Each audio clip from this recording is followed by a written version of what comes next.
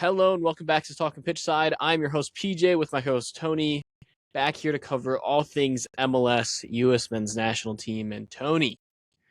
I don't even know if I can do like the friendly intro right now because we got one of the bigger stories we've had in the MLS in a long time over the past couple of days, and I want to jump straight into it because I need your opinion. We really haven't said much to each other about this, so I'm really interested to know your thoughts on it. So, James Rodriguez is the biggest story in the MLS right now. And no, it's not to LA. It's not to New York. It is to Minnesota United. I don't think all the contract details have come out. Seems like it's a very short contract, maybe even 6 months to a year.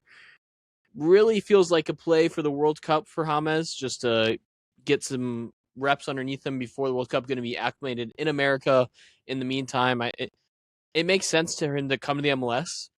No one in their right mind thought he was going to be going to Minnesota after the offseason they've had, the coach loss, the player loss, everything negative, and then all of a sudden they say, hey, we need some money. And you know who's going to bring people into the seats? James Rodriguez. And James Rodriguez, as of today, is a Minnesota United player, and I'm stoked. From just an entertainment neutral fan, I want to watch Minnesota games now. Like all of a sudden, like it went from I couldn't have been more down on Minnesota and their project to this is the most electric story in the MLS this offseason.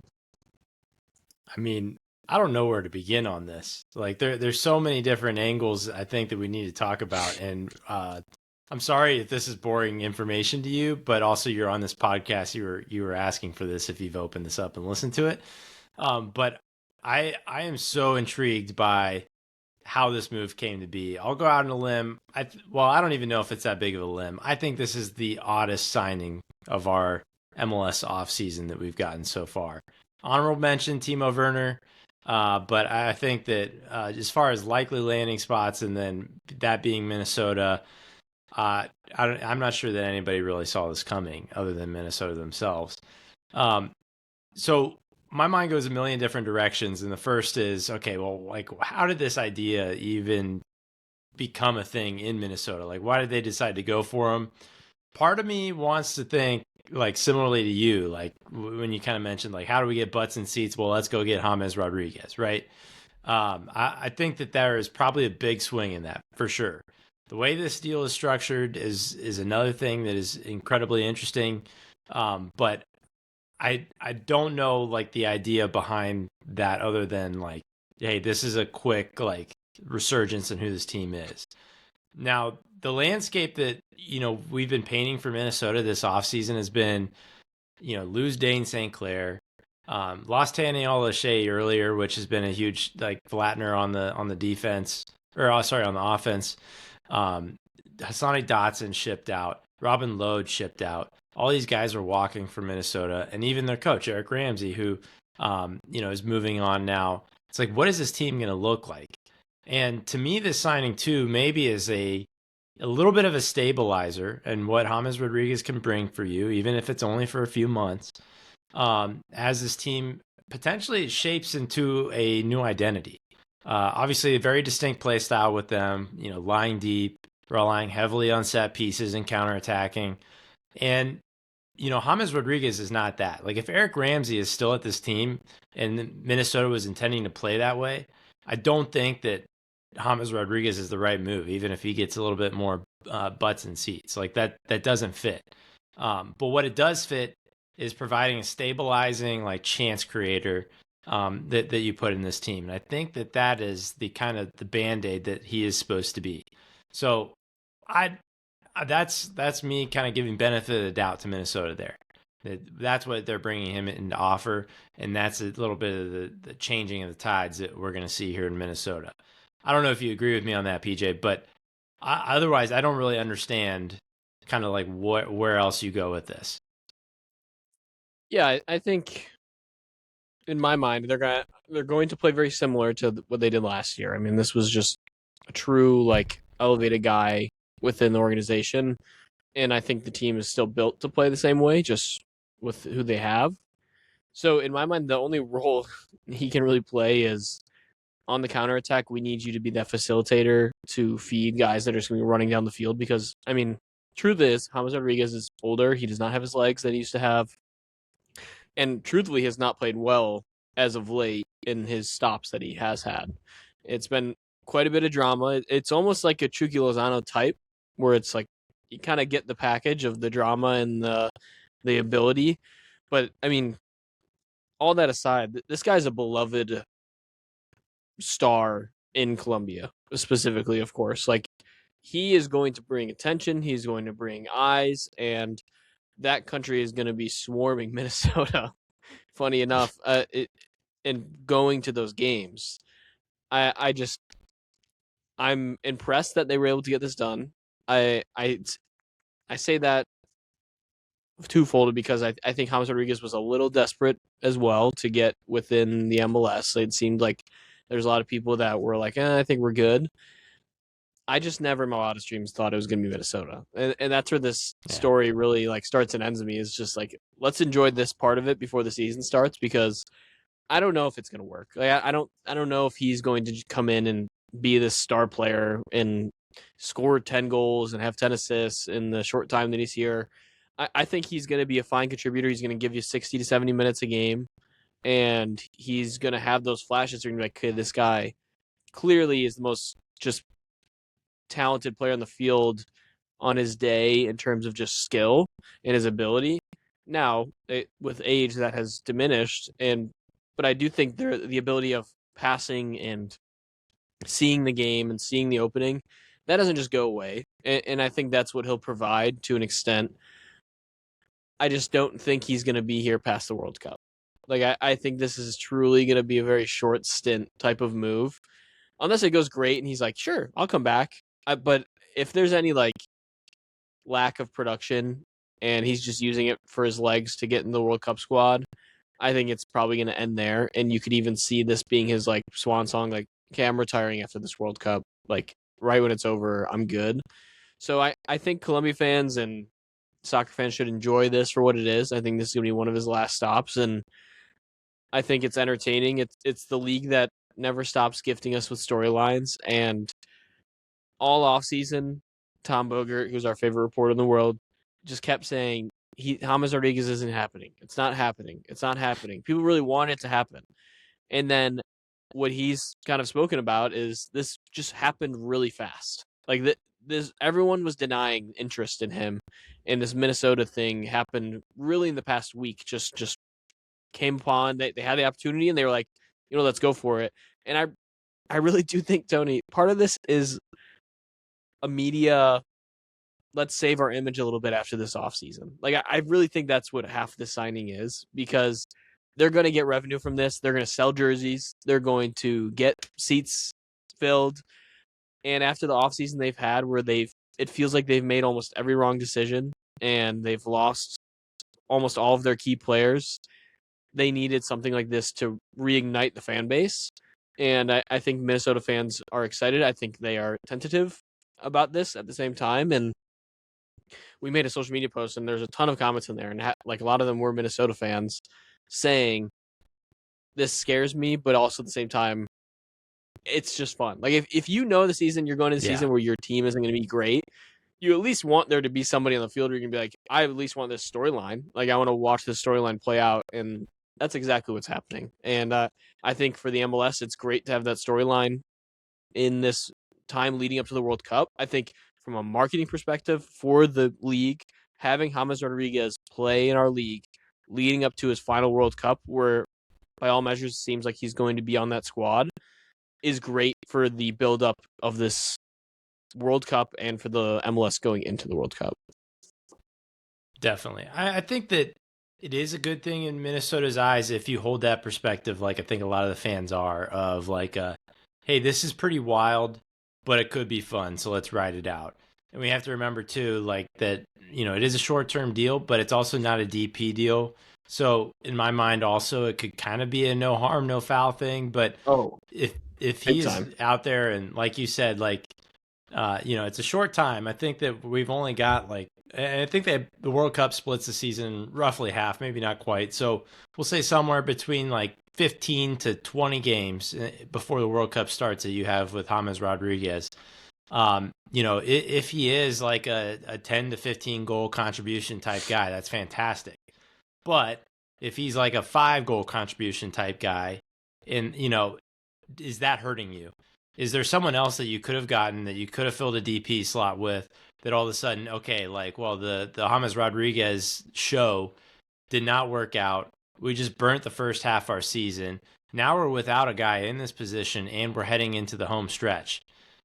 That's the risk that you run with him.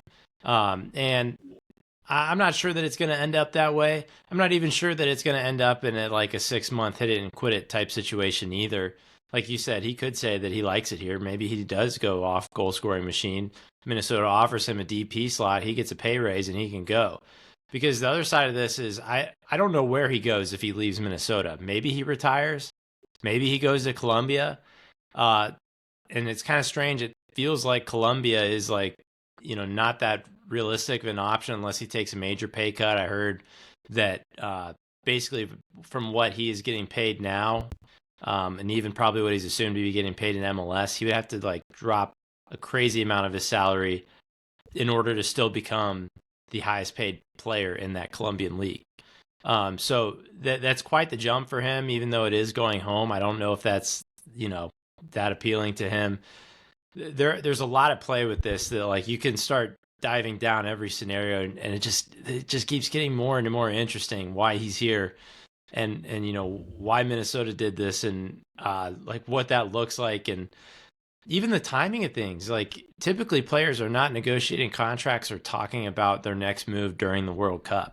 And right now his deal would expire during that. So, there's either a bum rush before or you let him walk and maybe he sits out for a while. Like it just, all of this is so bizarre.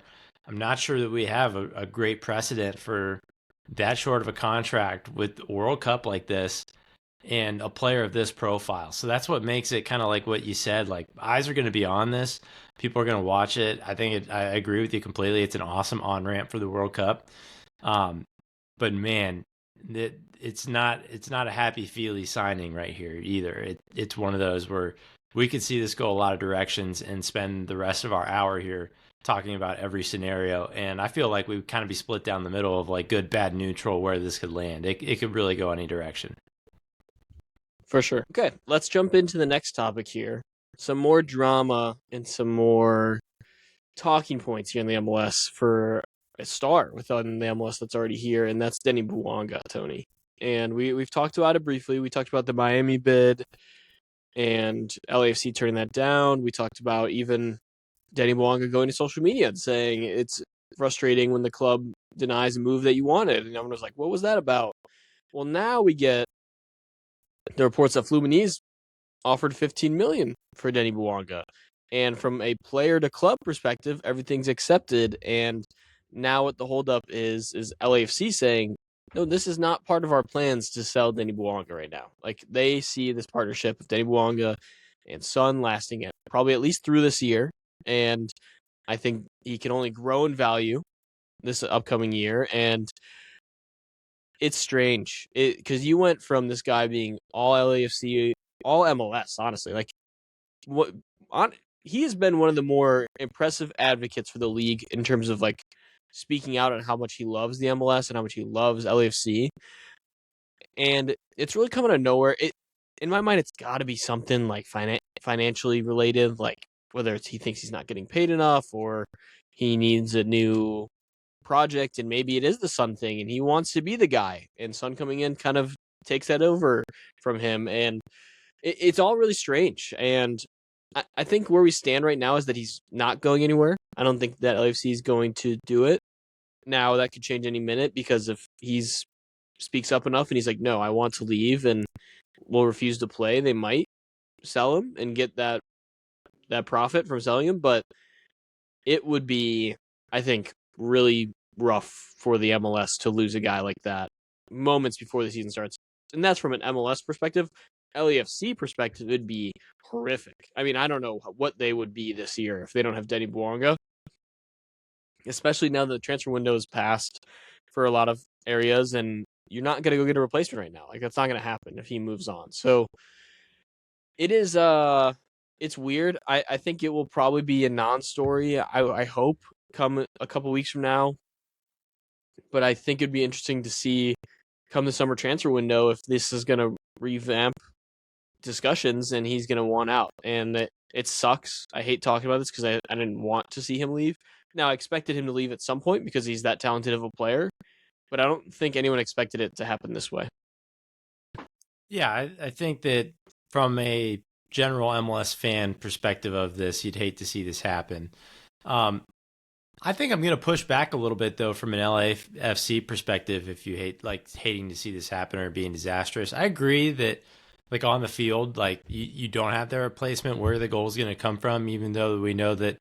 I mean, Son is nuclear, and while there were times where Bouanga and Son worked off each other, a lot of it was kind of solo run. Not really interacting with each other on the field like that. So I think that you can. I mean, it's Youngman's Son. We don't need to argue. He will do fine on his own in any team in MLS if you build a normal team around him, right? Here's the thing where I kind of hop off the train with Bouanga is this is not his first time doing this. He's been in the rumor mill several times, every time he's tried to negotiate a new contract. And he's 31. Like as a winger at this age, I mean, you're one, ligament tear, you're one ankle roll away from really losing an explosive step that's a big part of his game. And for someone to come out the gates like this, and offer an 8-digit, offer other than, and they're not in league, their name isn't Inter Miami. That's pretty appealing to me. And, maybe LAFC does one pushback so they get a little bit more, on the feed, but, I think this has got to be smart business. I don't know what Bouanga came in for, but imagine getting his production and then turning around a profit on a 32-year-old winger. Yeah. I think that that's a part where I don't think it's total doom and gloom.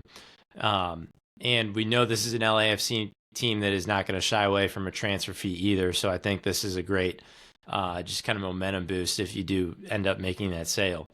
So that's a part of it where I'm like, this isn't the worst thing for Bouanga and for LAFC. His time here, not that it has a timeline on it and that it needs to be done right now, but they bought him for, I think there's benefits. Yeah. They bought him for €4.5 million.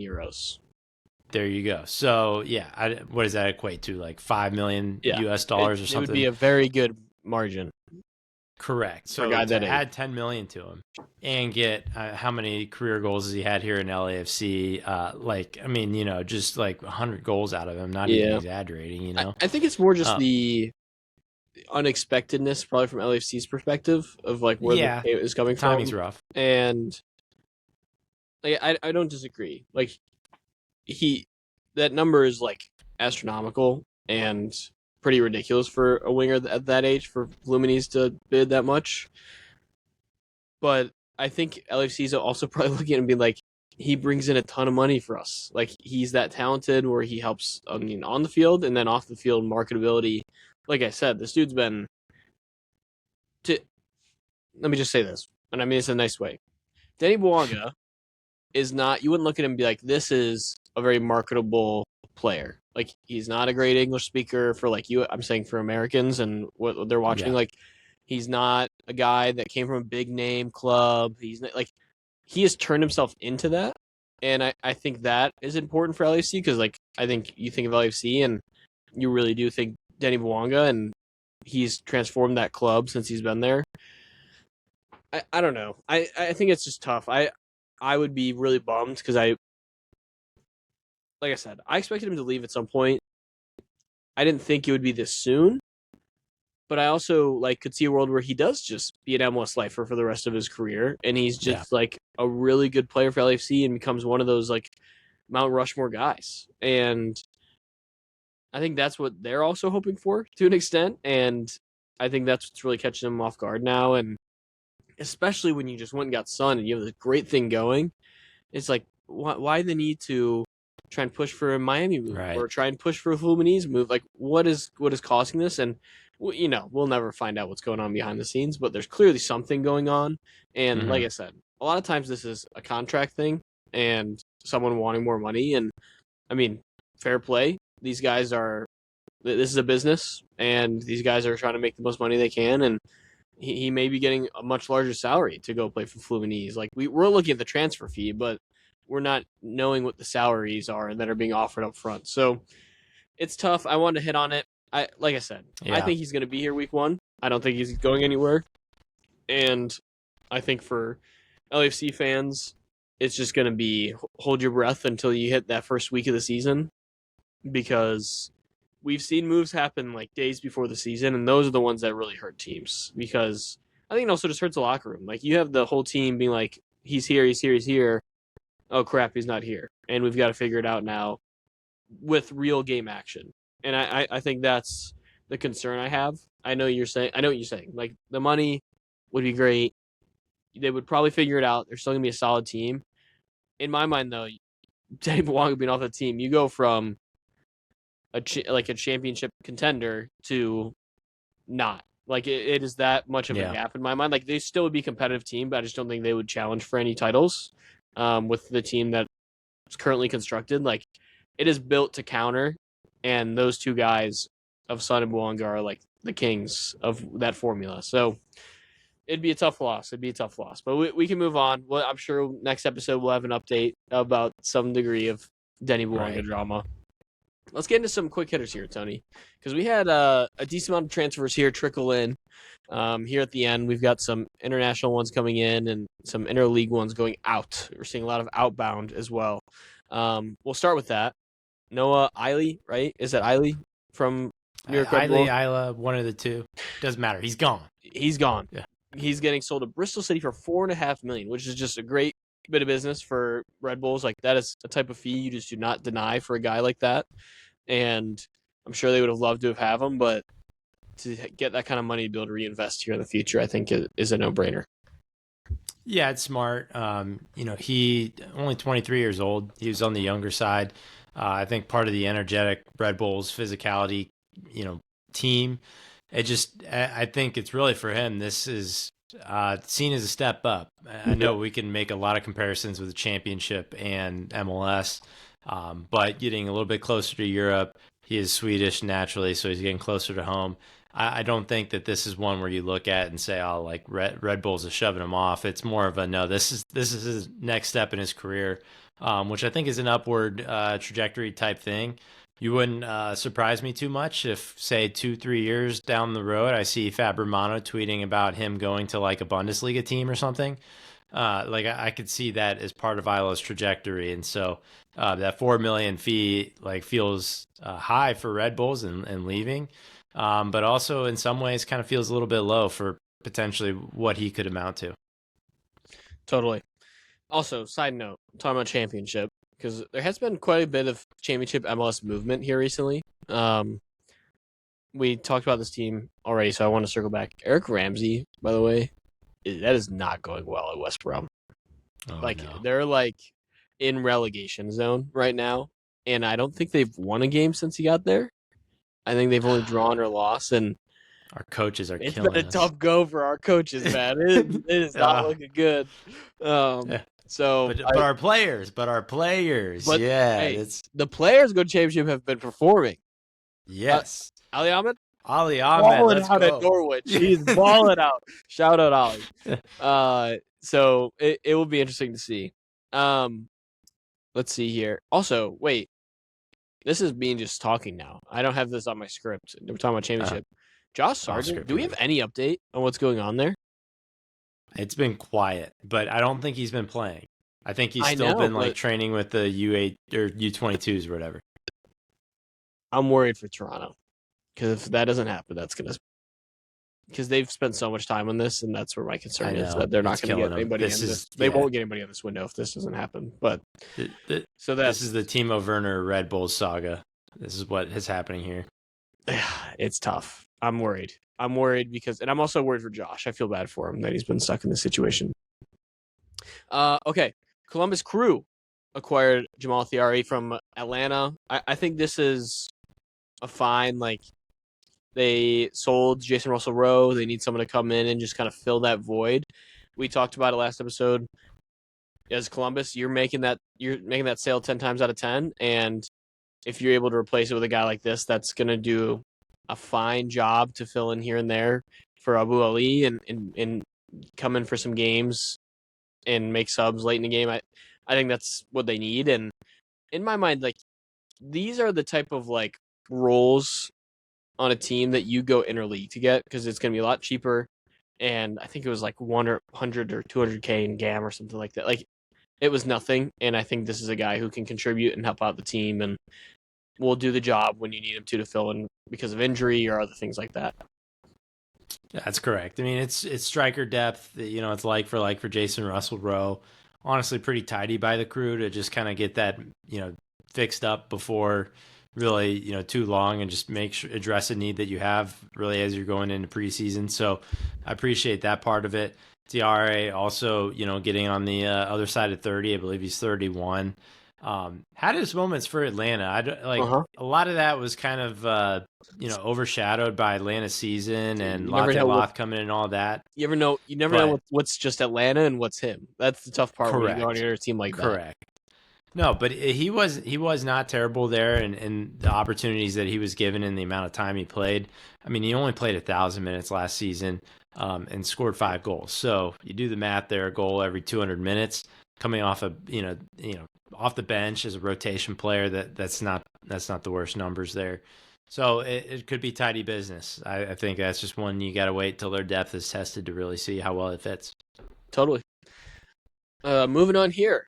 RSL signing wingback Juan Manuel Sanabria, and this is a position of need for them, so I think it's a good signing. Of course, we're going to say we don't know much about Juan and his talents, but in my mind, when you're going out, RSL's gone out and filled quite a few positions of need this offseason. Like they're really attempting to like fill some holes in this roster, which I can compliment them in that.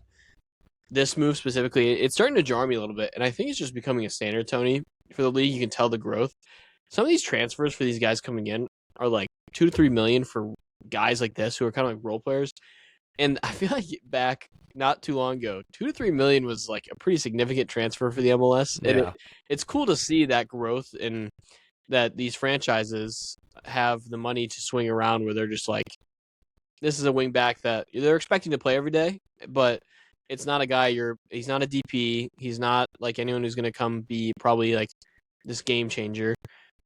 But the fact that we have that kind of money to throw around it and just to fill voids on a roster is cool. And I appreciate RSL continuing to at least build this roster around Luna for the short term and around some of these guys, DPs they're bringing in this offseason.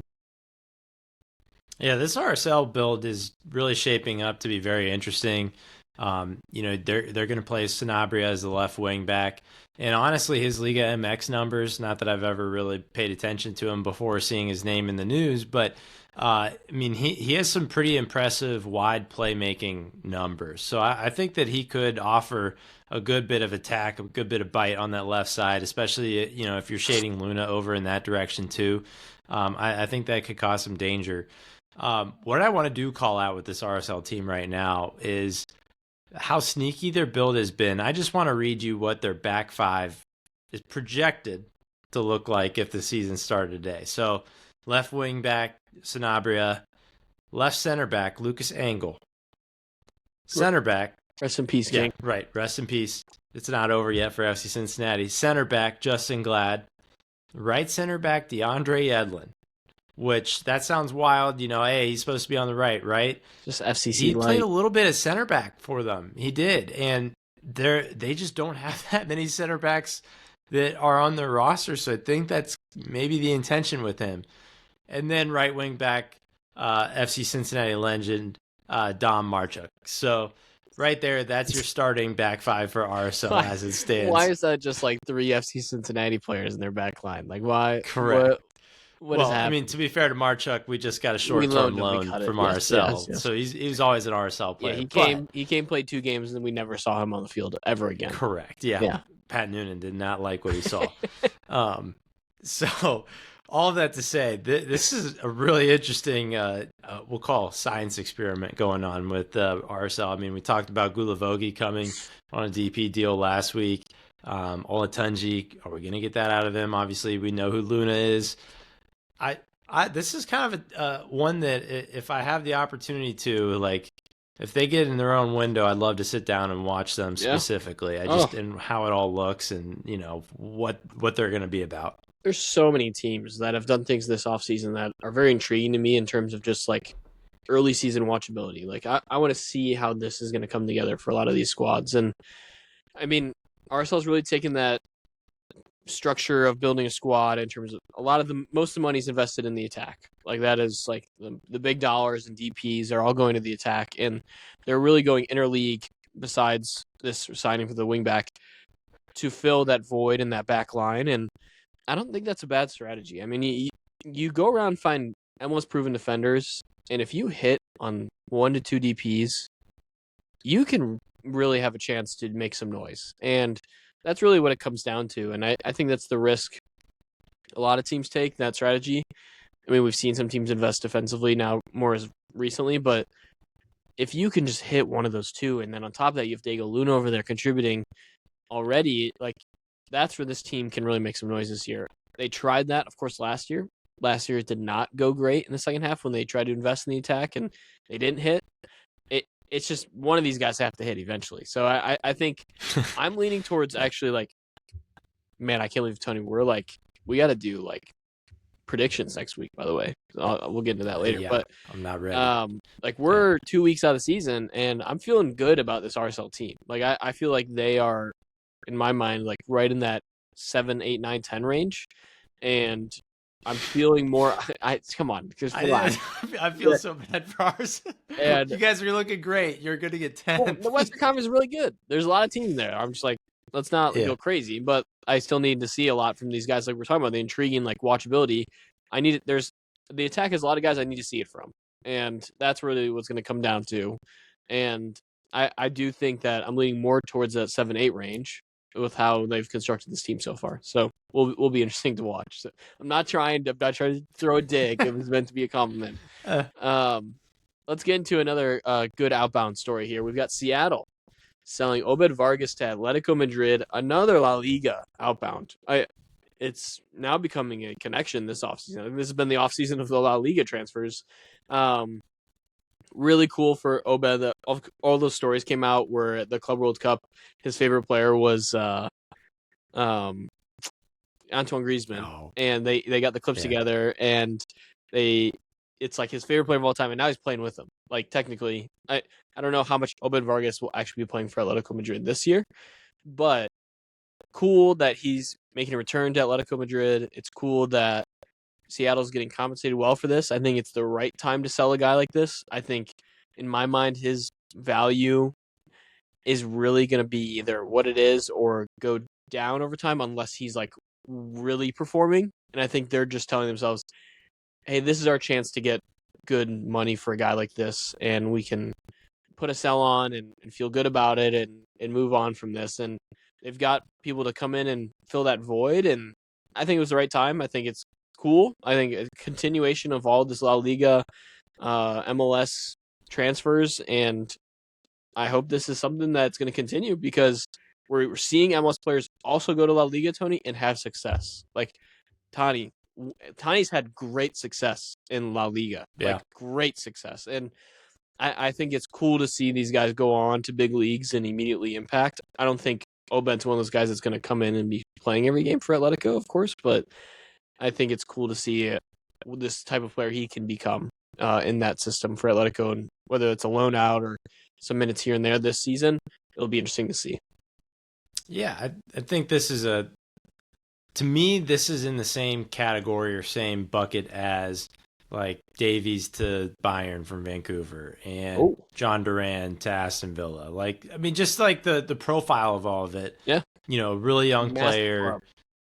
Correct. Yeah, just huge jump. Like, we're not talking about any kind of middle tier European team or, bigger role in South America. Like, we're going straight to it. And to your point, maybe there's a loan out there, maybe there's not. I also think with the nature of, Obed Vargas is a defensive mid or kind of a maybe deeper lying center mid, depending on how you want to play him.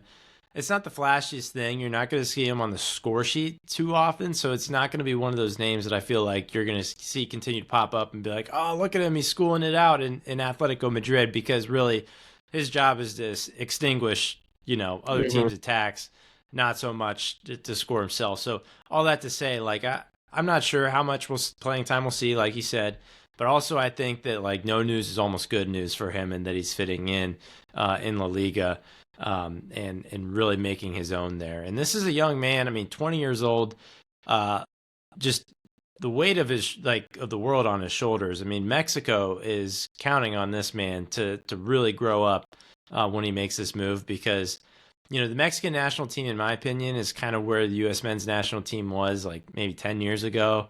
And they're a little bit in the like, what in the world are we doing right now? And they're looking for the Pulisic equivalent. They're looking for the Tyler Adams equivalent, and McKinney equivalent. They're looking for the next young generation, and that's really, I think, going to be spearheaded a lot by Obed Vargas. There's not many Mexicans right now that are in as big a role, well, not big roles, but as big a clubs in the world as Obed Vargas is, and that's just the nature of what it is. And I'm sure he's going to continue to grow. That's why he goes to a club like this so young, is because he played a full season and a half with grown men in MLS and looked fantastic. He's unsettling Messi in Leagues Cups finals. That was the best joke I heard about this the whole time, is there's nothing more Diego Simeone than Obed Vargas messing with Messi in a final. So It's probably the only clip he saw. He was like, I need him.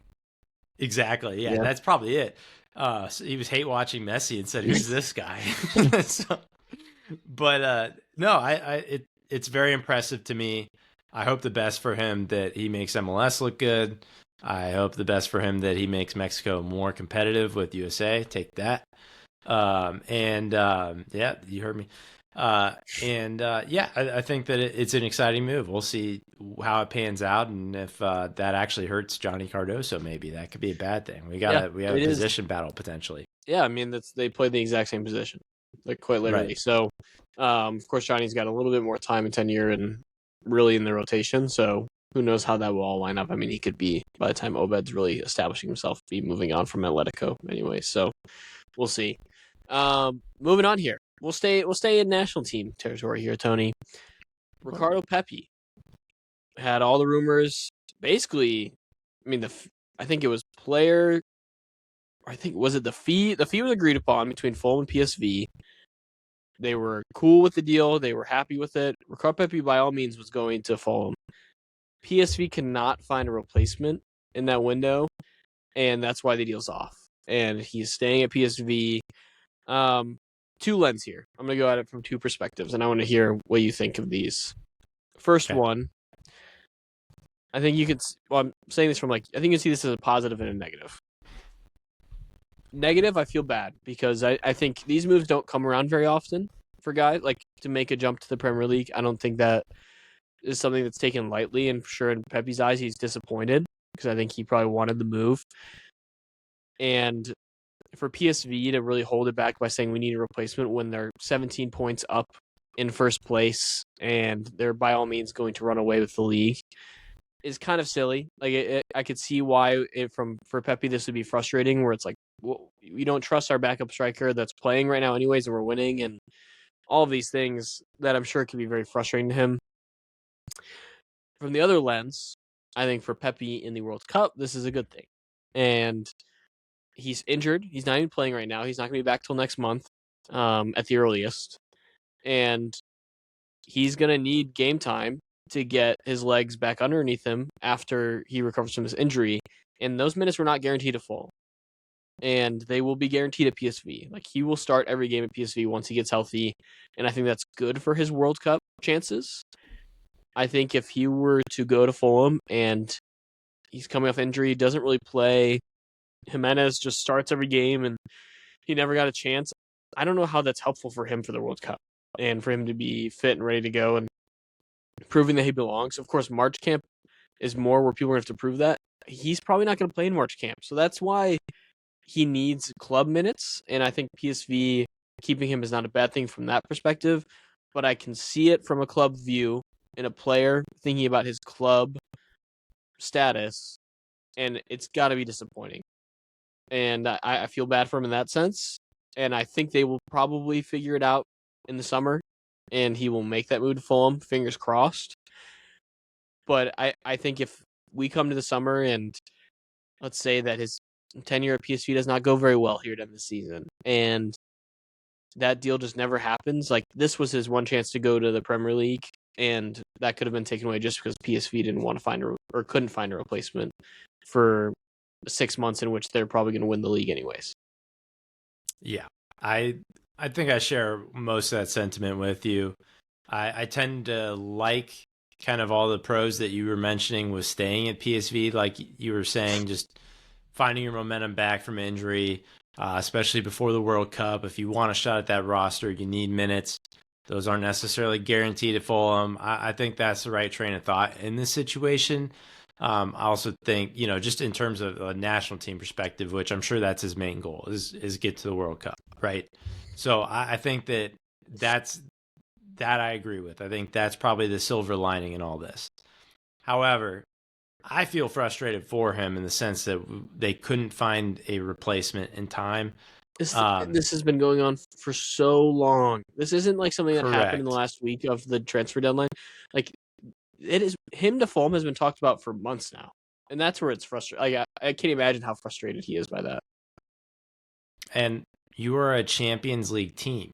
Like, what does that communicate to your backup striker, your number 2? You know what I mean? That all of that doesn't make sense to me. I root for Arsenal. We have not had a striker for like full seasons, and still didn't hold anybody back. Like, we were playing Mikel Merino as a striker, and now he's hurt. We have to hold on to broken arm Pepe. Like, I don't get that. So that part is really frustrating to me.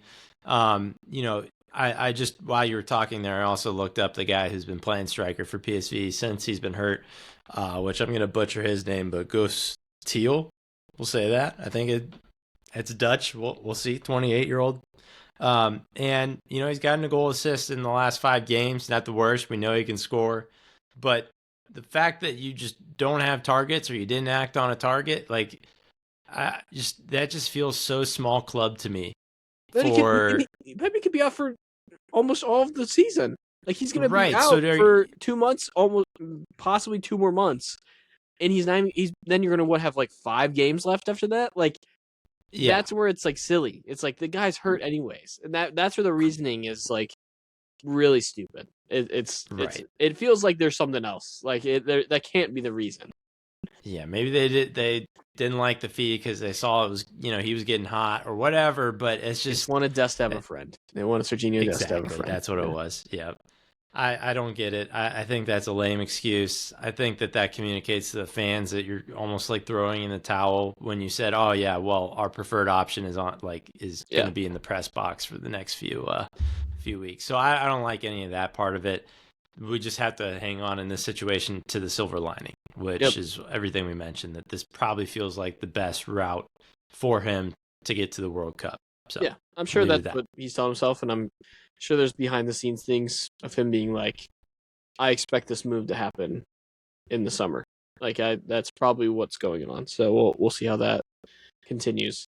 Moving on here, interleague transfer coming in, or not interleague, but transfer coming into the league. Jorge Ruvalcaba. I'm sorry if I messed that up. I'm so sorry. Signs a DP deal with Red Bulls from Pumas. Young guy, 24 years old. I think he had like 5 goals, 3 assists last year. DP deal, which is interesting. Being reported that it can be bought down here shortly, so I don't think he's going to stay DP very long. I think it's kind of the direction Red Bulls has been going with some of their offseason moves, Tony. Young players. Of course, you got Cade Cowell already in there. To me, this screams like they're putting pace around what we talked about. We talked about it this last year. We couldn't stand the team around blanking on their DP names right now. But Forsberg and Choupo-Moting. Here we go. Forsberg, thank you. Yeah. And we couldn't stand the lack of pace and attacking threat around them. And it's like Michael Bradley came in. He was like, I've been listening to Talkin pitch side, and we need wingers, and we need youth around these guys that can one, fill that void that they leave in terms of just like box to box type of movement. And then also just on the attack to create a different level of dynamic play. And that's what these guys are going to do. And I mean, hopefully this works out. I think it's a good risk to take. And like I said, as long as he's not a DP for long, I don't think it's a big risk. I think it's you're getting a youth national team player, and you can develop him and grow him, and really that's what Michael Bradley did well as of late with the Red Bulls youth team and building out that. I think that's the type of players he probably wants. I mean, of course he loves probably having Forsberg and Choupo-Moting, but what he's known as a coach is developing young talent, and that's kind of where they've gone with some of these signings this offseason. Yeah, and I think that you look at this Red Bulls team and compare it to how the season ended last year, like where this roster is, I think you have to like it a lot more. It's very different. It's just been, it looks very different. It looks pretty improved. I mean, talk about those wingers. I mean, we had Wiki Carmona and Mohamed Sofo as the two wingers now, which you replace with Kate Cowell and Rufalsaba. I'm going to go with that. I'm going to do an alt take on the pronunciation there. Rufalsaba is where I'm going with that. Okay. Well, we'll wait till we hear a broadcaster say it. But all that to say, dipping into the Liga MX pool there, his numbers also indicate he's a stronger finisher than he is a creator. Mm-hmm. That being said, okay, that makes a lot of sense when you got, kind of Forsberg being the orchestrator of all of this, So I like that a lot. I do question a little bit of how that looks like when you've got a big target striker in Choupo-Moting, if you got a winger that also likes to be the finisher too. Smaller questions to ask, not super eye-raising ones, but just something to consider there. And yeah, I think really the last thing that this Red Bulls team needs, and needs it bad, is center backs. Yeah. With Isla out, and Nealis went to DC United. Where are they? You got Tim Parker on this team. I think he's a good rotation spot, but that's about it. So they're hurting really bad there. That's going to be interesting to watch. Otherwise, this is a pretty improved team all around. Maybe slight exception also in net when you're swapping out Coronel for Ethan Horvath as well. That'll be interesting to see too.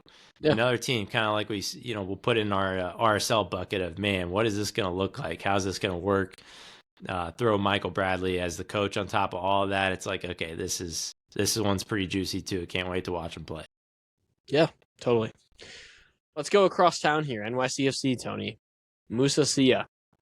We talked about it, I think it was like maybe even 2 episodes ago. DP signing coming in. No, sir. We have a failed medical in our hands, and he is going back to Schalke. And tough. Really tough for NYCFC. Like, you think you're getting this attacker and DP attacker, and you have a little bit of like hope, especially with the injuries they already have. And this one's just like a gut punch. Like, you hate deals collapsing because of stuff like this, and it's unfortunate, but I mean, if he failed the medical, he failed the medical. Like, you'd rather stop that deal before it goes sour later. So it'll be interesting to see if they are able to do really much now at this point, or if it's just going to be a wait till the summer type of thing. I just don't know what this attack's going to look like. I mean, with injuries and this failed medical, you've got a feel for the NYCFC squad at this point, and we'll see. I mean, they always seem to find somebody. Like, I'm not going to be shocked if they figure it out, and then come playoff time, like we always say, they're going to be that team. You're going to be like, gosh, I don't want to play NYCFC. But I think with Martinez and now this, it's definitely a blow to that attack. It is a blow. Anyone that they get from this point is just not really going to be involved in the preseason the way they probably would hope a DP striker would be.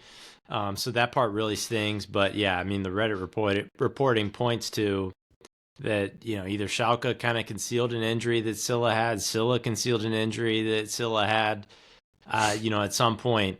And so it seems like New York City just tried to renegotiate the deal. Like, they still wanted to accept the player, but say, hey, it's just like when you go to buy a car off Facebook and you show up and the thing's got dents in it. It's like, well, I'll take it off you, but I'm not going to pay you the $10,000 you're asking for. How about $8,000? Like, that's the really what it seemed like happened. And so New York City put out like that they're back in the hunt. They're looking for people. It's not like they're quitting.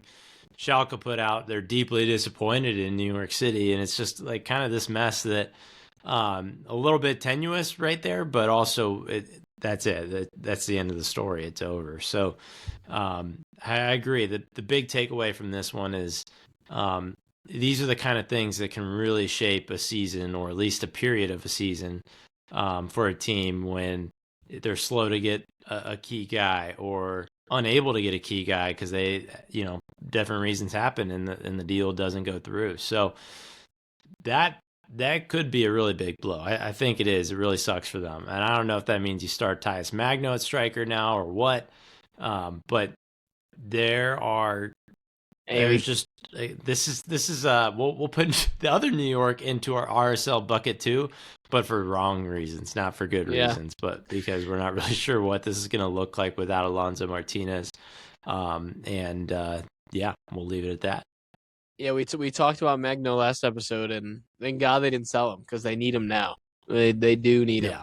So we're getting a full season. I love it. I'm all here. Better for hit. It. Yep, maybe this time.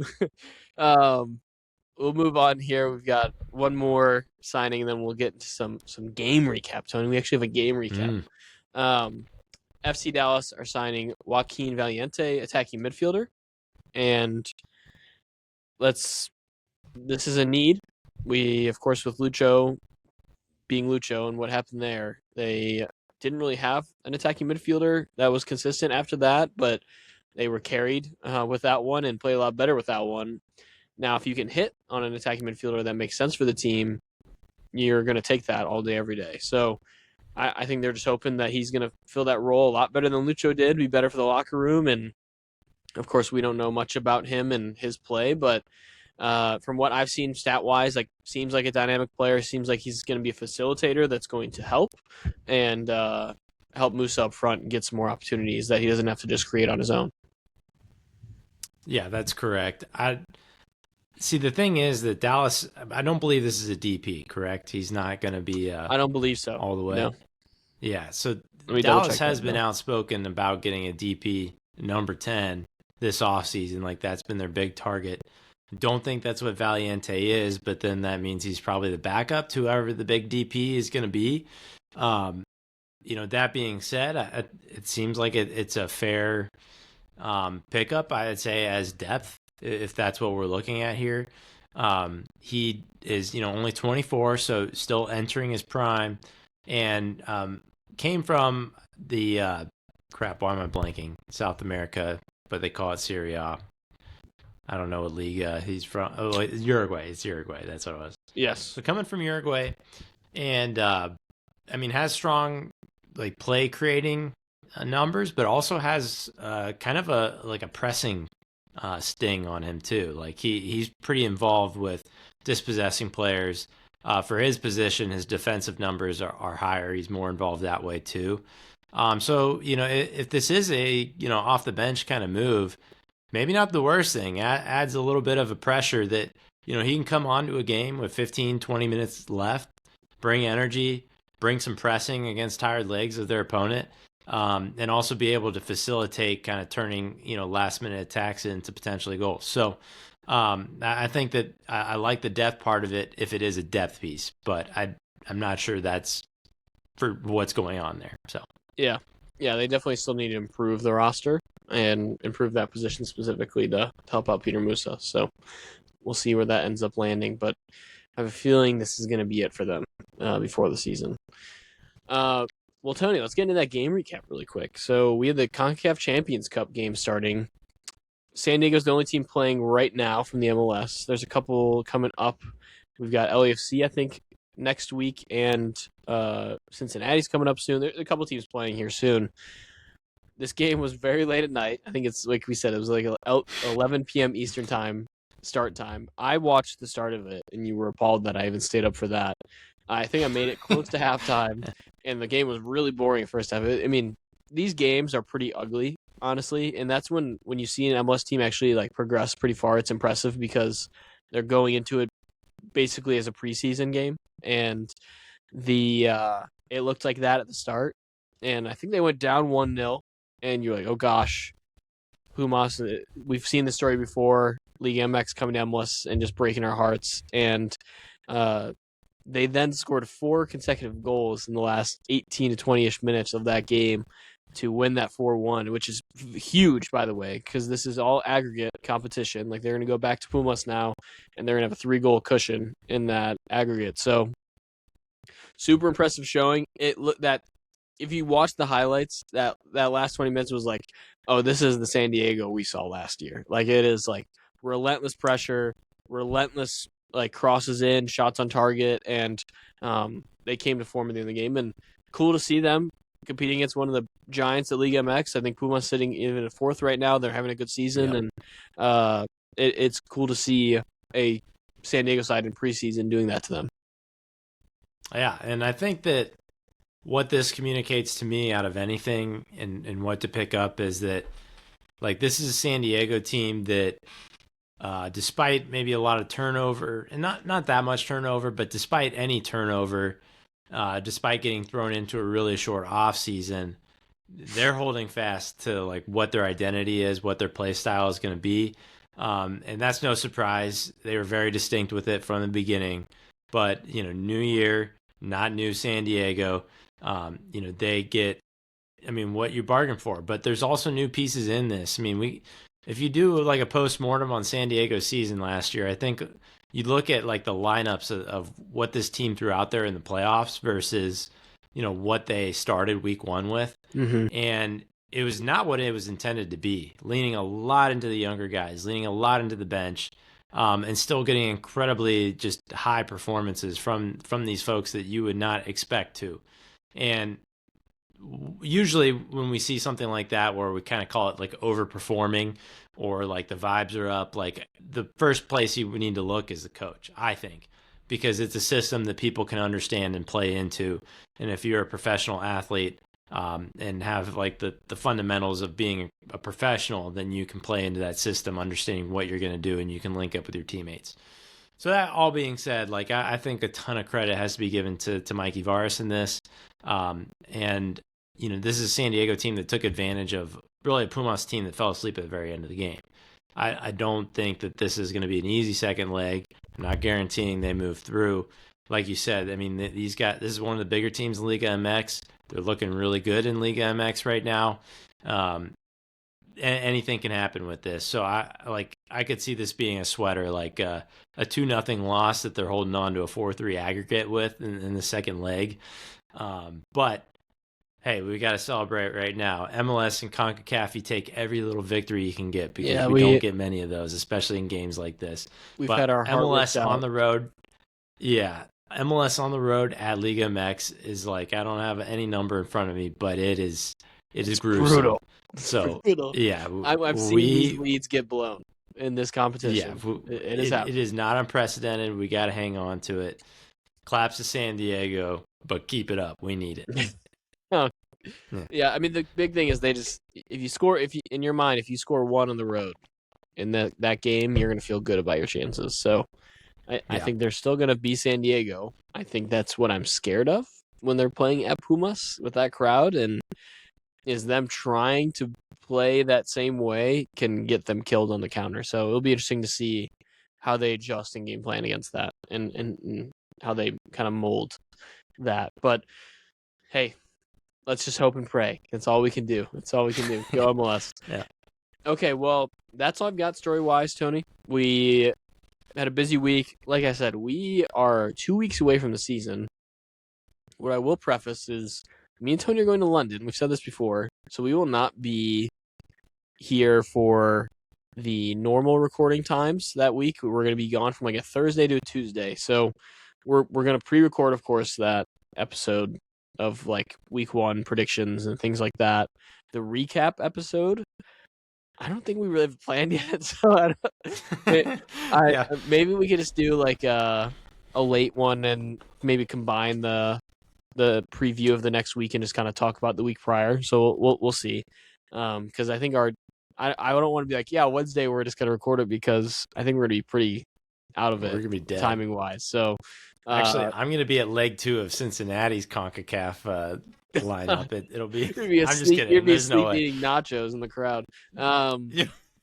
But so we'll make sure we have at least the preview set up. Recap will probably be a little bit later.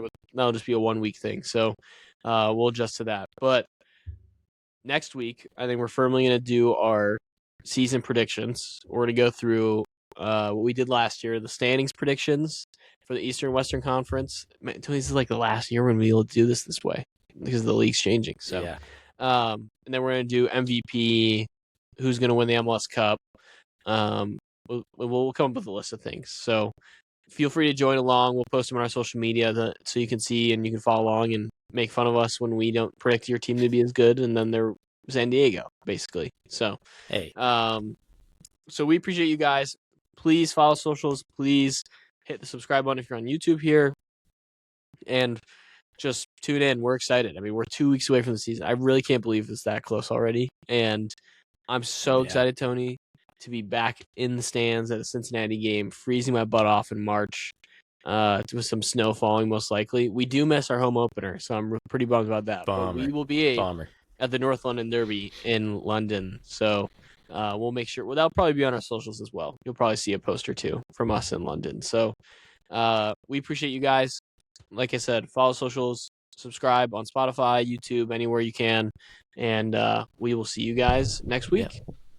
And sign up for FC United too. Sign up for them. FC United. I have a post going on our socials about it as well. So okay, keep an eye out for that post. Yeah. Yes. So yeah, sign up. We'll keep an eye from our last podcast. We have a clip that talks about it. So we'll make sure to post that. And yes, join us in fantasy next week. We'll push it big time in a segment just because it's going to be usually a lot of fantasy players get into it like the week leading up. You're just like, oh crap, I got to remember to join it. So right.